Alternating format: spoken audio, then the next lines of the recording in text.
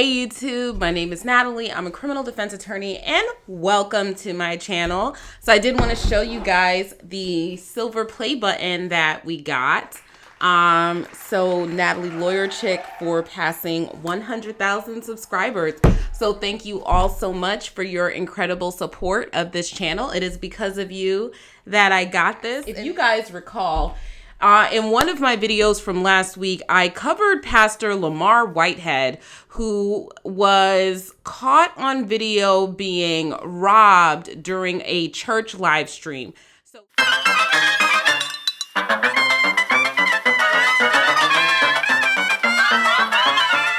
So he is the bishop of his church, and some people ask how can he be a bishop if he's not Catholic?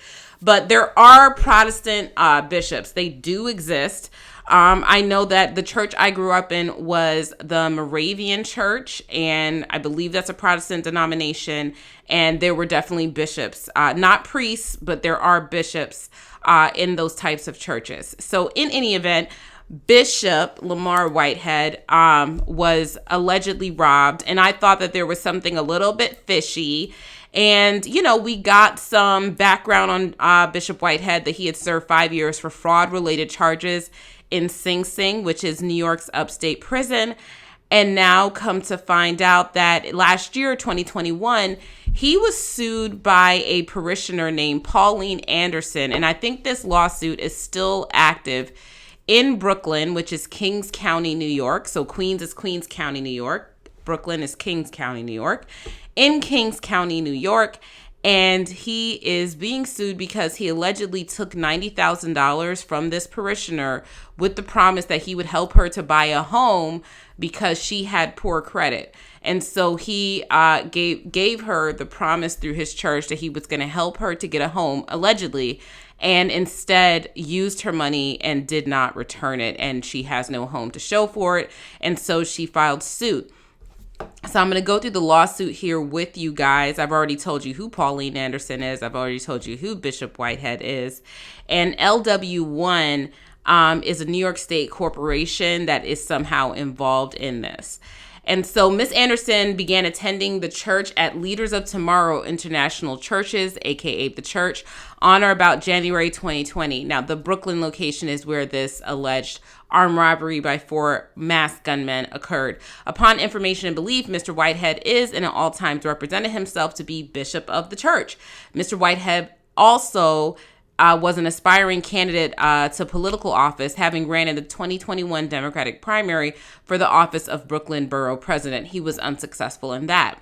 On or about April of 2020, Mr. Whitehead was personally introduced by phone to Miss Anderson by her son, Rashid Anderson. Miss Anderson was recovering from life-threatening surgery, and Mr. Whitehead offered to join her on a phone call to pray for her health.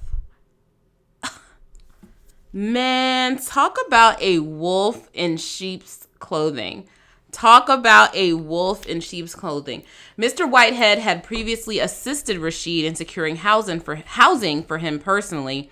Accordingly, and due to his position of trust within the church, Rashid arranged a further call with Mr. Whitehead and Miss Anderson on or about July 15, 2020, because she was seeking to purchase a home. On the call, Mr. Whitehead represented himself as a party who could assist Miss Anderson in doing so by 1, offering advice on how to improve her credit score to secure favorable mortgage terms, and 2, assisting in locating suitable properties from which she could choose to purchase. And you know, this is something that I do definitely want to address, especially within the Black community. It's not just a church thing. I mean, church where the pastor is the head of the church is usually where you see this type of grift going on. But it also happens in other settings, like with the Darius Crooks series that I did. If you know, in that case, he has a lot of followers, and some of them followed him along into his credit company, in which he was supposedly helping people with credit repair. And then he had to end up paying a $144,000 settlement in the state of Georgia and suspending all credit repair practices. I think Above 701 is the name of the company that he was running at the time. I think that company has since been dissolved, and he has himself gone on to be accused of shady business practices and fraud and been sued in multiple jurisdictions and has accusations from multiple people that he has defrauded them. Yet there are people that still hold fast to him, being Darius Cooks, giving them their hard-earned money. And so here we have this individual who served 5 years in prison for fraud, is a pastor, so he's not a financial advisor. He's a pastor.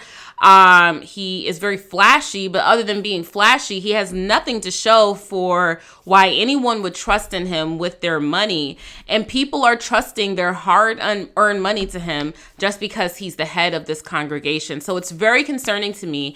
There are actual tax professionals out there. There are investment professionals out there. And that's not to say that those people are perfect because, hey, Bernie Madoff was seen as like a financial professional. But there are actual professionals out there who can help you to make investments with your money, help you to guide you towards sound financial decisions. Your pastor is not it. They are just supposed to be your pastor. You wouldn't let them perform surgery on you. You wouldn't let them represent you in court. There's nothing wrong with them being your spiritual advisor, but they should not be your financial advisor. And your chef or your favorite TV celebrity should not be your financial advisor either. Like, just because you trust the person in one realm, even if they have the best of intentions, does not mean that they are skilled in finances, real estate, or taxes. Be very, very careful. I'm very concerned about this. This is something I've seen throughout the community as myself an attorney. After things have gone bad, I've seen the worst side of these things. So just let's be careful, people. So on or about July 22nd, Mr. Whitehead joined Miss Anderson and Rashid on a phone call with the representative of Transamerica, a lending institution in which Miss Anderson maintained an individual retirement account containing her life savings. On that call, Mr. Whitehead directed Miss Anderson and Transamerica representative in moving $100,000 from her IRA into Miss Anderson's personal checking account. Mr. Whitehead did this for the purpose of perpetrating the fraud and conversion that will be set forth in detail below. On or about July 27, 2020, Miss Anderson was introduced by Mr. Whitehead in a telephone call with an associate of his who identified himself as Mark Kaplan. Mr. Kaplan, a mortgage loan officer with Crown Home Mortgage. On the phone call with Mr. Whitehead and Mr. Kaplan, Ms. Anderson was told that based on her low credit score, it would be difficult to obtain financing for a house. On or about October 14, 2020, Ms. Anderson was introduced by Mr. Whitehead in a telephone call with another associate of his who identified himself as Sean Carson. Mr. Carson, the vice president of the Federal Savings Bank. On the phone call with Mr. Whitehead and Mr. Carson, Ms. Anderson was told that because of her having co-signed on one of her children's school loans, which was in arrears, she was unlikely to be able to secure financing for a house in the immediate future. And that may be the case. This would be the perfect time for you to take the time to get up to date on that school loan and maybe say, you know what, maybe buying a house or buying a condo or whatever is a 5-year plan and not a 1-year plan. Between October and November of 2020, Mr. Whitehead called Ms. Anderson and indicated that because Mr. Kaplan and Mr. Carson had advised that she would have difficulty obtaining financing, he wanted to present an alternative proposal to secure housing for her. Mr. Whitehead proposed that Ms. Anderson should invest her money into his company, Defendant LWI, and offered to use the money to purchase a home for her, to make any needed repairs to the property so that it would be habitable for Miss Anderson, and then return any unused portion of the investment. So pay my company. What is the incentive for any company to do this? Pay my company $100,000 and then I will buy the house for you. I will make all the repairs and then I'll return any excess monies to you. And then what, do you now basically owe like a subprime mortgage to LWI? If this actually did happen, would it be a more like a high interest rate loan that you have to return? It's kind of like, is it like a loan shark situation? You know, what backs that up? What's to stop him from just evicting you? Is this written in documentation? Like, sounds so shady. You know what I'm saying? Like the reason that we have credit scores and things like that, you know, people may agree or disagree with credit scores, but it's to see whether or not you're a reliable person to make payments. And if they don't think you're a reliable person to make payments, they're not going to give you a mortgage. If the more unreliable you seem, the higher your interest rate is going to be because you're a higher risk. What is going to be the interest rate on this? Because this is essentially a loan, unless they're just saying, give me the money and then I will buy the house outright, and then you're not responsible for anything. How is the mortgage going to be paid on this home? There's no home that you can really get in New York for $100,000. So what are you talking about? How could this ever be possible? On or about November 30th, 2020, after speaking further with Mr. Whitehead, Ms. Anderson agreed to Mr. Whitehead's proposal and withdrew $90,000 from her checking account. I mean, move your life savings into your checking account before you've secured a mortgage is absolute insanity. It's absolute insanity. You don't have any terms from a reputable financial institution saying that, you know, we're going to, you put down $100,000 and we'll give you a mortgage. And even still, if the whole purpose of it was to buy a house, you should never wipe out all of your life savings to buy a house, because how are you going to pay the mortgage going forward? What if you need a rainy day fund as a homeowner? You need that. Anything could happen. What if there's repairs that are needed? What if an emergency happens? You know, what if somebody gets sick and you have absolutely no money? All you have now is a house and a mortgage, and you're on your way to foreclosure. This is just like, no sound financial planner would ever tell somebody to do something like this. This, you know, it's a grift, it's a ripoff, it's a fraud and a scheme from the very beginning. If it sounds too good to be true, it is too good to be true. You know, the American dream is something that's very difficult to get into, right? So if the American dream is home ownership, marriage and kids in a car, there's a barrier to entry for a lot of citizens in this country, mostly because of financial status, and how you reach that financial status is due to a whole bunch of different factors, right? So I'm not at all ignoring that. There are many, many barriers to entry, but just being able to hop over that barrier and make an end run around it without having to put in the hard work of paying off your outstanding credit, like taking care of your credit score or getting rid of that loan or whatever the case may be, it's just too good to be true. That's just not how it works here. It's not how it works here, unfortunately. So this is just like such a cautionary tale, this lawsuit alone. A copy of the cashier's check is annexed here too. So she made her $90,000 of her $100,000 in savings payable to Lamar Whitehead, Inc.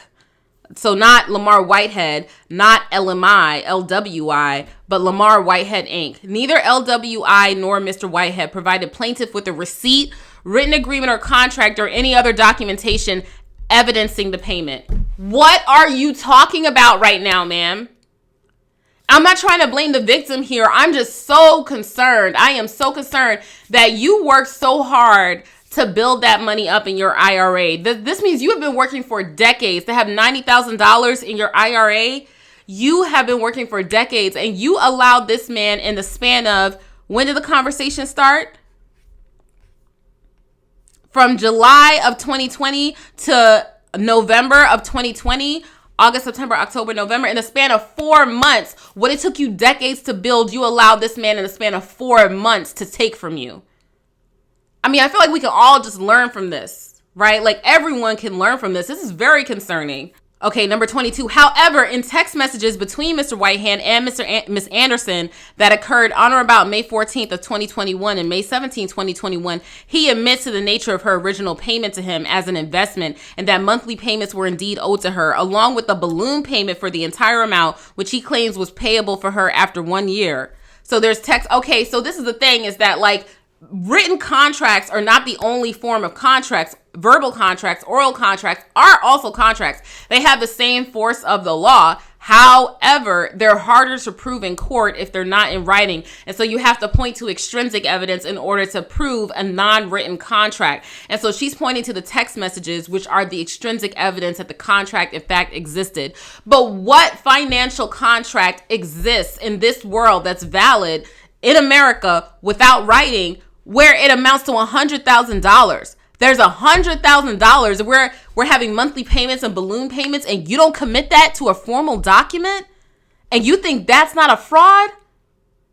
Caveat emptor, man. Buyer beware. You have to be very careful here. This is just red flags are going off all over the place. He must be a very charming person to make you lose your common sense. I mean, of course, I hope she wins this lawsuit, but I wonder if this lawsuit has anything to do with the $1 million in jewelry that were stolen from the pastor during the live service. On or about January 3rd, 2021, LWI made its first and only payment of $100 to Miss Anderson.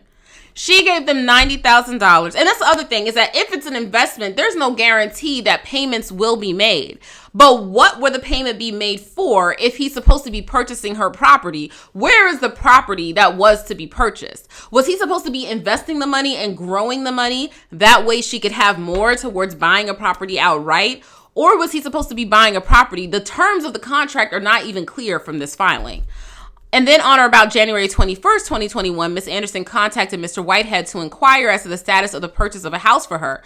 Mr. Whitehead indicated that he did not have an update for her as he was busy with his personal political campaign running for Brooklyn Borough President. Between January 2021 and May 2021, Ms. Anderson contacted Mr. Whitehead on numerous occasions to inquire as to the purchase of a house for her and was told on every occasion that he was too busy with his campaign.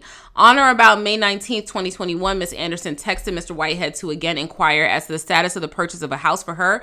On that date, Mr. Whitehead responded by text indicating that he had treated the money paid to him not as an investment, but as a campaign donation, which he was under no obligation to repay.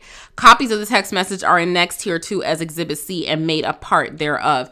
Whoa! So I'm going to go with the fact that this attorney who filed this said, I've got the text messages to show it. It's here as an exhibit, right? So I'm going to go with that. But according to these allegations, which have not yet been proven in a court of law, according to these allegations, Mr. Whitehead took this woman's money to purchase her a house, and in the interim was supposed to be paying her money, $100 a month or whatever the case may be. He's supposed to be paying her money on this investment that she made, and he's supposed to be purchasing her a house. And then he's going to turn around and tell her that it's a donation to his campaign. Sir, what individual human? I don't even think that would be legal. Is that legal? What is the maximum that an individual can make to a campaign? Maybe it's an organization thing. But either way, $100,000? You thought, or $90,000, you thought that was for your campaign? Lies and deceit. Lies and deceit. Oh, I'm getting hot. This is worse than the fake robbery. On or about July 14th, Mr. Whitehead erroneously emailed Rashid a contract for sale, the contract for a property in Saddle River, New Jersey.